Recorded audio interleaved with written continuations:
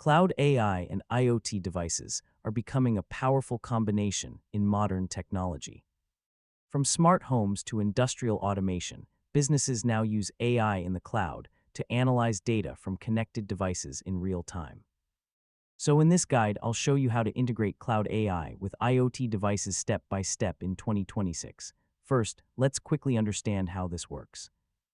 IoT devices collect data from sensors or connected hardware, while cloud AI processes that data to generate insights, predictions, or automated actions. Next, select a cloud platform that supports both AI services and IoT integration.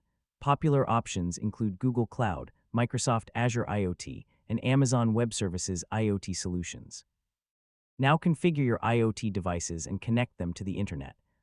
These devices could include sensors, cameras, smart appliances, wearable devices, or industrial equipment.